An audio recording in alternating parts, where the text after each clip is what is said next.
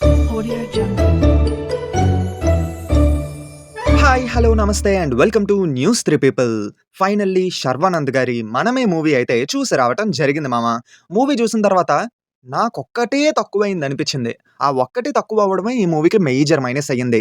అదేంటో తెలియాలంటే video end వరకు చూడండి, మీకు కొంచెం క్లియర్‌గా అర్థమైపోద్ది. అంతకంటే ముందు ఛానల్‌కి ఎవరైనా కొత్తగా వచ్చిన వాళ్ళుంటే మేక్ ష్యూర్ ఈ వీడియో అయిపోయిన తర్వాత కొంచెం మా ఛానల్‌ని సబ్స్క్రైబ్ చేసుకోండి.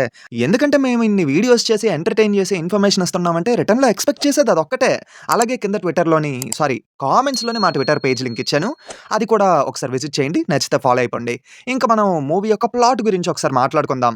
విక్రమ్ అలాగే సుభద్ర ఒక పర్టిక్యులర్ సిట్యుయేషన్ వల్ల వాళ్ళ ఫ్రెండ్స్ యొక్క బేబీని వాళ్ళు కేర్ చేయాల్సిన సిట్యుయేషన్ వచ్చిందన్నమాట. అంటే ఒక 6 మంత్స్ వరకు ఆ బేబీకి కేర్ టేకర్స్‌గా ఉండాలి. ఈ ప్రాసెస్‌లో ఏం జరిగింది? అసలు వాళ్ళు కేర్ టేకర్స్‌గా ఎందుకుండాలి? పర్టిక్యులర్‌గా 6 మంత్సే ఎందుకు? ఇవన్నీ తెలుసుకోవాలంటే ఈ మూవీ చూడాలన్నమాట. ఫస్ట్ ఆఫ్ ఆల్ ఒక మాట చెప్పాలి మామ. 'చార్మింగ్ స్టార్' అనే ట్యాగ్‌ని శర్వానంద్ గారి పేరు ముందు ఈ మూవీ నుంచే పెట్టారు. And thoughts really a perfect tag for him.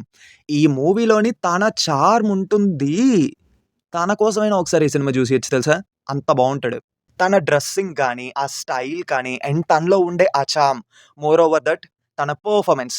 ఆ పెర్ఫార్మన్స్ కోసమైనా ఒకసారి ఈజీగా ఈ మూవీ చూసేయొచ్చు.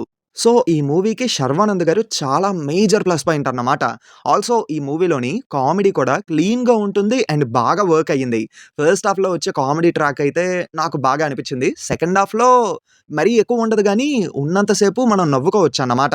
ఇంకా 'శర్వానంద్' గారు, అలాగే 'కృతి శెట్టి' గారి పేరు కూడా కొంచెం పర్లేదనిపిచ్చింది. బాగానే ఉంది. అంటే డీసెంట్ అనిపిచ్చింది. ఇంకా ఆ బేబీ క్యారెక్టర్ తనైతే రియల్లీ బాగున్నాడు. అంటే తన క్యూట్ ఎక్స్‌ప్రెషన్స్‌తోని మనకి సినిమా మొత్తం కొంచెం ఎంజాయబుల్‌గా అనిపిచ్చేలా చేశాడన్నమాట. అండ్ ప్రొడ్యూసర్స్ కూడా ఈ మూవీకి కొంచెం గట్టిగానే ఖర్చు పెట్టారు. ఆ విజువల్స్ గాని చాలా రిచ్‌గా ఉంటాయి. అండ్ సినిమాటోగ్రఫీ ఈ మూవీకి one of the plus point అని చెప్పుకోవచ్చు. బట్ నాకు బాగా దబ్బేసిన సీక్వెన్స్ ఏంటంటే, ఫస్ట్ హాఫ్‌లో ఒక చేసింగ్ సీక్వెన్స్ ఉంటది. అక్కడ వీఎఫ్ఎక్స్ యూజ్ చేశారు. ఆ వీఎఫ్ఎక్స్ మరీ అంత కామెడీగా ఉంటదంటే, మనం ఏదో వీడియో గేమ్‌ని స్క్రీన్ మీద చూస్తున్నామేమో అన్న ఫీలింగ్ క్రియేట్ అవుద్దన్నమాట. ఇంకా ఆ సీక్వెన్స్ ఎండింగ్‌లోని ఒక ఫైట్ ఉంటదన్నమాట.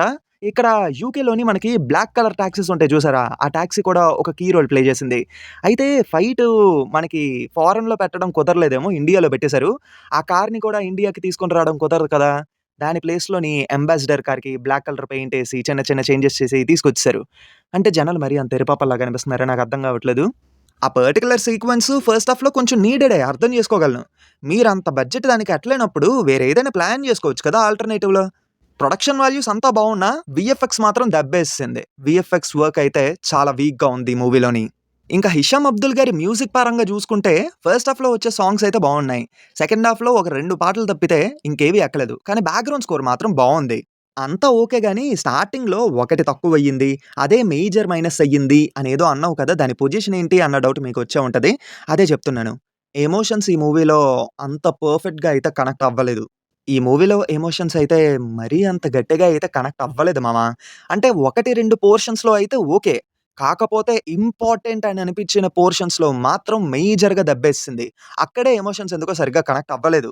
అంటే మేజర్ సీక్వెన్సెస్ అంటే ఎమోషన్స్ గట్టిగా కనెక్ట్ అవ్వాల్సిన సీక్వెన్సెస్‌లోని ఆ సీన్స్ ఇంకొంచెం బెటర్‌గా రాసుకొని, అక్కడ డైలాగ్స్ కూడా ఇంకొంచెం బాగా రాసుకొని ఉండుంటే that could be really helpful for this film. సరే అర్థమయ్యింది. ఇప్పుడు ఈ సినిమాకి ఎళ్ళొచ్చా? వద్దా? అంటే ఎమోషన్స్ అంత ఎక్కువగా కనెక్ట్ అవ్వకపోయినా పర్లేదు కానీ, మరీ బోర్ కొట్టిచ్చేయకుండా ఉంటే చాలు అని అనుకుంటే, ఒకసారి ఈ మూవీని ట్రై చేయొచ్చు. మాస్ ఆడియన్స్‌కి ఈ సినిమా నచ్చే ఛాన్స్ కొంచెం తక్కువే ఉంది గానీ, క్లాస్ ఆడియన్స్‌కైతే ఈ సినిమా ఒకసారి ట్రై చేయొచ్చన్నమాట. అది మ్యాటరు.